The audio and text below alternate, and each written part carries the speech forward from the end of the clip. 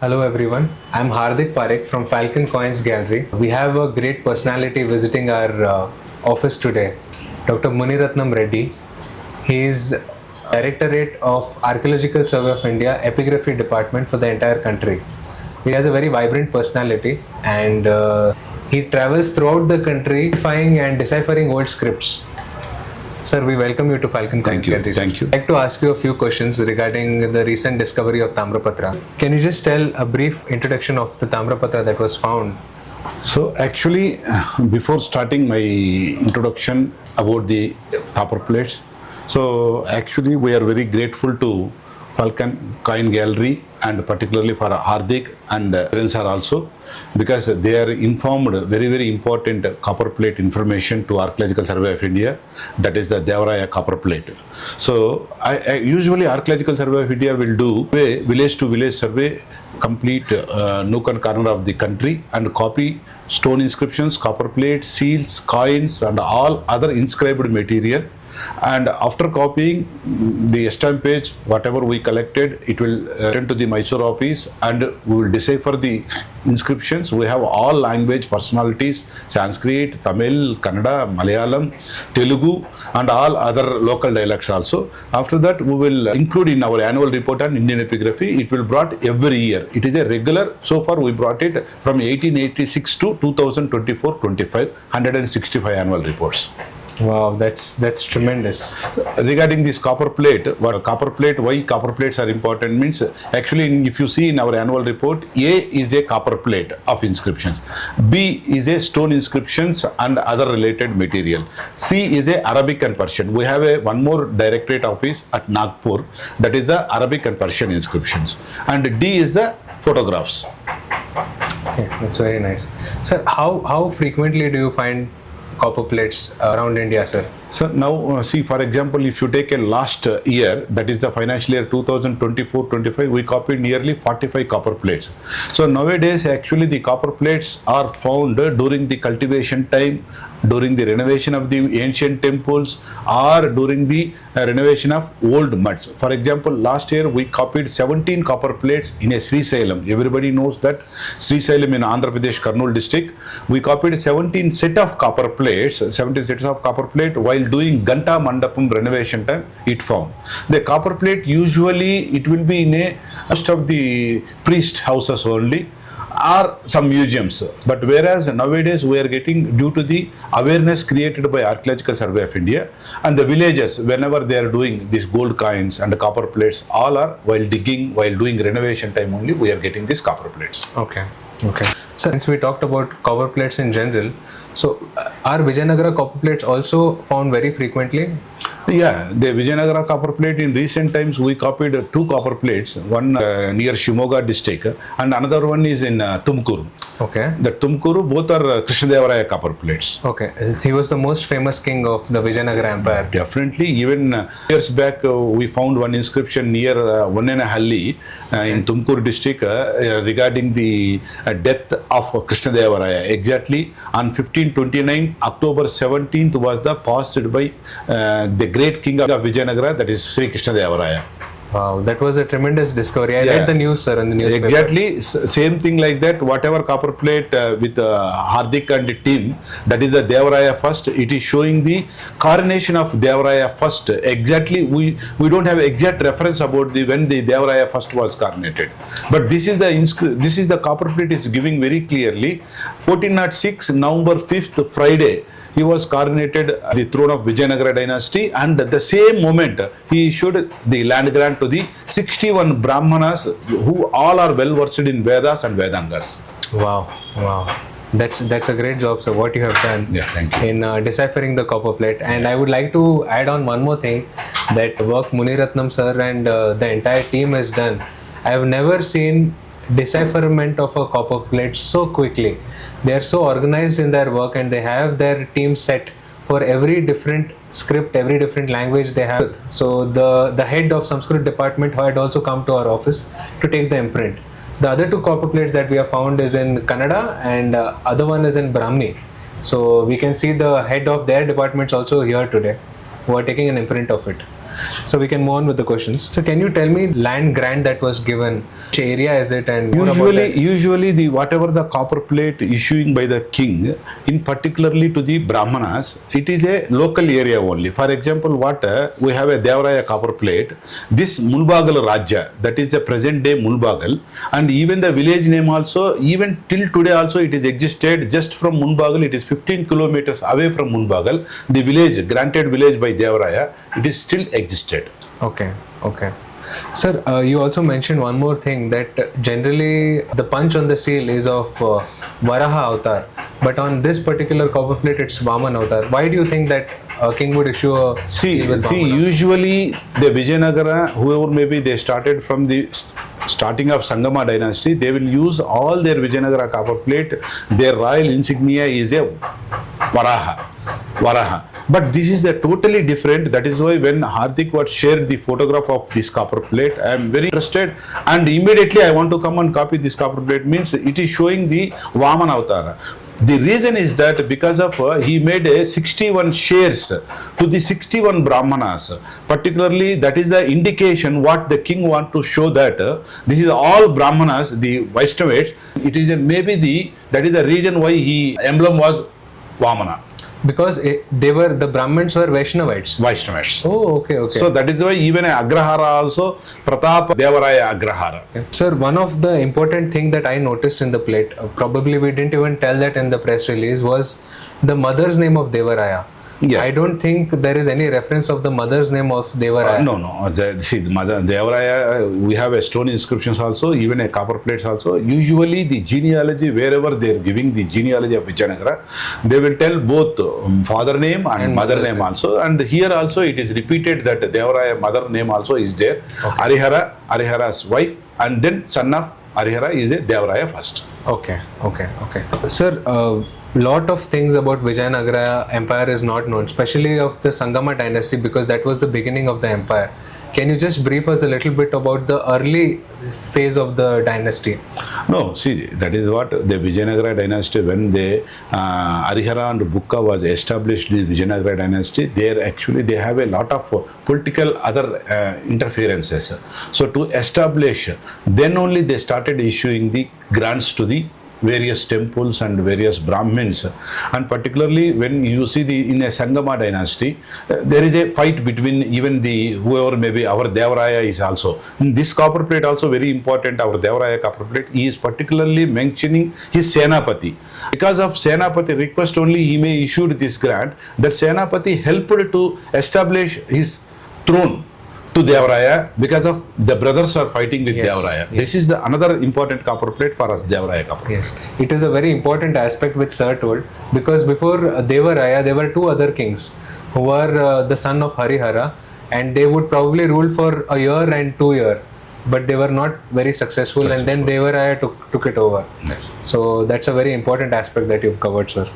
Sir, can we get to know about the economical condition of that particular time through the copper plate? No, see, that is what, when the copper plate or stone inscriptions, when king is making donations to the different personalities, it clearly shows that the economic conditions of those periods, whether it is a Vijayanagara period, even early periods also, whatever we have, now we are copying that Brahmi copper plate, that is a Shiladitya of Maitrikas of Vallabhi. There also he donated one village to the Brahmana. So that shows that economic conditions in those periods, particularly we are talking about the Vijayanagara. In Vijayanagara, when he renamed 2 villages and made donations to the 61 Brahmanas, that shows the complete their land grants and villages, everything under the control of the Vijayanagara kings. And economic condition is always depend upon the dynasty. Sir, one more aspect about this Tamrapatra is the entire Tamrapatra is in Sanskrit, but most of the people, including me, we don't know the entire Vijayanagara Empire. What was the common dialect used? What was the language used? What was the script they were using to write on their day-to-day? Like inscriptions we see in Sanskrita, but what was their? Can you tell what the people were like and what were they using at that time? See, actually, it is either Kannada or Telugu. starting we got all the inscriptions in Telugu, Kannada, and particularly for this Vijayanagara dynasty they used to even Tamil also. If you go to Srirangam, if you go to Srisailam, if you go to Kalahastri, and forget about all, if you go to the Tirumala, you will get all the languages Vijayanagara period, Telugu, Tamil, Kannada, even Nagari also they used to write. But whereas in Vijayanagara period particularly they started Nandi Nagari characters, that is the Nagari inscriptions in Vijayanagara period. This Nandi Nagari also they use Sanskrit is their language because of royal grants will be issued to the only the highest personalities in the dynasty or country. So that is why copper plates always it is in a Sanskrit language, and whereas in a land boundaries and other issues because of the local people also know, that is why either it is in a Sanskrit also, it is in a Kannada also, or Telugu also, Yes. or in Tamil also. So Yes. that is the script is Sanskrit, but that is only royal grants. Whereas in the stone inscriptions you will get all Telugu, Kannada, Tamil. Okay. Sir, generally for this particular Tamrapatra, we are sure that Devaraya was coronated on this particular date. So, for example, if a particular king's coronation date is not known, how do we generally attribute it? Or See, generally, whatever the inscriptions is, for example, you take Harihara. What is the last inscription of Harihara? And when the first inscription of the next ruler, yes. Devaraya. Okay. That is what we are generally historians will calculate. So after the last regnal year, so far discovered, this is the last regnal year, and whatever the inscription found Devaraya, immediately we will see. In later on, if you found some other inscriptions, we will say that okay, Devaraya date is not like that. This is the date. So this is all depend upon the copper plate stone inscription. Even that is what Archaeological Survey of India is creating more and more awareness.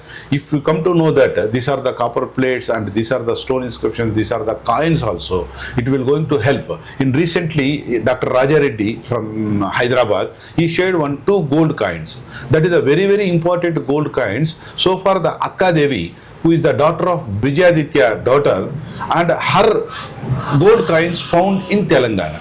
So this is where it will help to bring wherever the gaps are there, it will fill this the gaps. all coins as well as inscriptions. So like that inscriptions, yes, definitely whichever the inscriptions found, that inscriptions will say which regnal year it started and which period it started. Accordingly historians will and epigraphists will fix the date of the king. wow, that's a lot of work, sir. Thank you. Sir, one more thing I wanted to know, this the imprintation, the technique that you're using. Can you just explain it on what the process is and how you generally do it, sir? No, this is when our branch was started in 1886. The Britishers was introduced this technique. This is called estampage. Estampage means we are using a map litho paper. Along with map litho paper, coir brush, wire brush, and dauber and bent bleeding brush. So usually we will dip the paper on water. After that, just we will apply to the stone or copper plate. Stone or copper plate. After beating with the bent beating brush, we will apply Indian ink or ink to taking a negative imprints. That is for copper plate it will come negative, whereas stone inscriptions it is a positive only. So these inscriptions, these estampages we will take to office, and after mending and pasting, so the concerned person will decipher and we will include in our annual report on Indian epigraphy. Wow. So once in the record, in the annual report, what do you think, how much time does it take to get to the general public or get to the textbooks if it is an important or a historic event? No, it is actually every year annual reports will publish. For example, you take 2023-24 also, now it is in press. So every year, whatever the collection done by Archaeological Survey of India, after finishing the financial year, that is March 31st, within 1.5 month, all the technical staff, because of they are regularly going on tour and collecting the data, and after return they will complete all their decipherment and prepare gist and introduction. They will submit to the director epigraphy, and finally the director epigraphy will sit with all the technical staff members and he will scrutiny and he will finalize and he will send to the press. Now even Archaeological Survey of India is initiated digitization of all the estampages available with the directorate epigraphy of 75,000. We are going to digitize all the estampages with transcript also. Very soon, even our Honorable Finance Minister Nirmala Sitharaman Madam also announced in the budget, that is the Bharat Shri. So we are going to upload this all the estampage, transcript and the relevant information of the inscription to the common public. They will easily access in a future days. So that will be amazing, sir. Because once there, like you told, there are a lot of epigraphists. There is mythical society. There are various numismatic societies. If all these record is made public, we can construct history much more with much Yes. more ease and much more faster. Yes, definitely. Sir, one last question, sir. The Tamrapatra that we have found, do you think it's going to have an impact on the history or the way we see Vijayanagara Empire? No, it is already impact because of, for that is the reason only I am here today, because of the Varaha. One is a Vamana seal, and second thing is the coronation of the king. That is a two thing. And third one very important is whatever we found this Siladitya copper plate, what are the published copper plate of Maitrikas of Vallabhi. This is the very big copper plate, and for last few days I am working on the Maitrikas copper plate. All are in single copper plate, it is only 16 to 18 lines, whereas in this present copper plate it is a 32 lines engraved. That means so far discovered Maitrika copper plate seems to be this is the bigger copper plate. Bigger copper plate amongst all.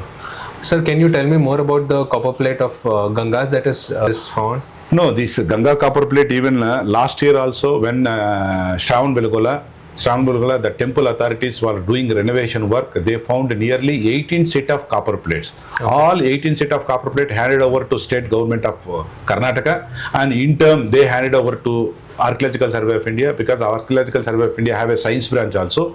Our science branch people chemically they treated and handed over to direct epigraphy. Direct epigraphy people copy that all the copper plate and decipher, and it is included in our annual report on 22, 23, 23, 24, and the same was written to the State Archaeology of Karnataka.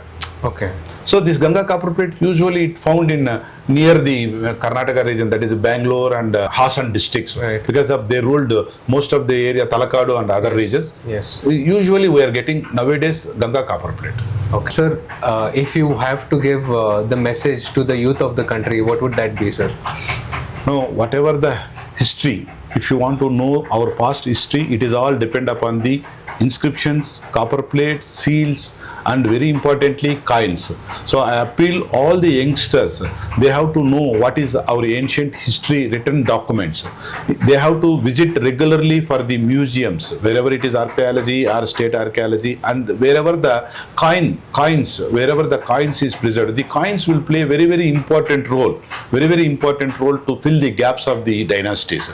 So I appeal the youngsters, and I appeal the coin collectors and antique dealers also, wherever you have a inscriptions or inscribed material, seals, coins also, kindly share to the Archaeological Survey of India or the government of Karnataka or government of Tamil Nadu, wherever the states. If you inform to the authorities of archaeology, then you will preserve our ancient inscriptions, as well as we will useful to the rewrite our Indian history. Thank you, sir. Thank you very much. It was a pleasure meeting you today, sir. Thank you, Hardik, and thanks to Father also. Since you people are doing wonderful and you are coming out to share the information to Archaeological Survey of India, generally people will fear. If you share to the information to ASI, they maybe take a copper plate or something. Not like that, because of they have to register whatever the antique material to the local licensing officers, Archaeological Survey of India. Once you registered, Archaeological Survey of India will not take that, and you have to keep with you only. So thank you, Hardik, and Father also. Thank you very much. Thank you, sir. Thank you very much. Thank you.